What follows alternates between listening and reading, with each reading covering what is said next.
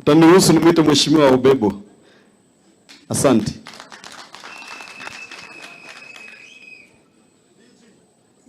Your Excellency, Mheshimiwa Paul Simbarati, Speaker of the National Assembly, and all protocols observed. Hamjambo. Mbuyamore. Mheshimiwa Governor, kwa sababu hakuna muda, niongee tu mambo mawili. Kwanza, asante kwa kukumbuka wanyonge. 90%, Your Excellency, mimi ni mtu wa hesabu. 90% ya watu wako wanaoenda shule wako chini kifedha. Abantu abange bakiniro botaka amaene gosobolimu. Bonly, Your Excellency, we thank you for this. Mbuya munaso kunyora abantu bao.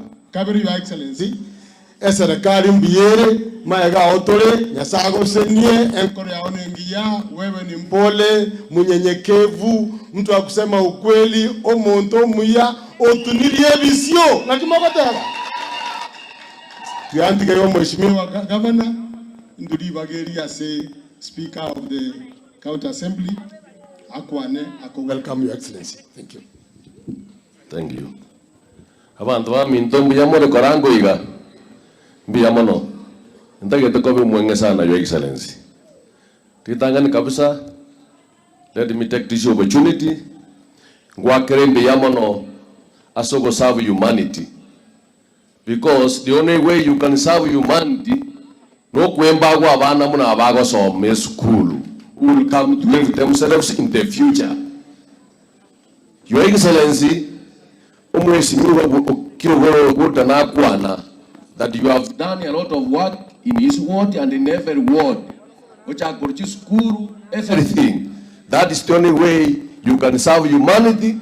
Ekiana kiabantu bago jorerete gosobando. Ikotua jorete gabana atokorere gazi. Ekia kabere. Tayo ko mwenye, Your Excellency. Na inje muno musipiko Kisii. Tigangireri bageri. Intebena egabana yeito ne chirita cyose pikyagusi abande barinkos ukori in the assembly.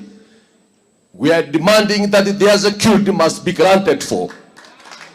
Nto wancherana muna abantu bagusi inga chirita cheito nyaudena ngo itubare ko bwatubare. We are not here in Kisii ko kolegas no woba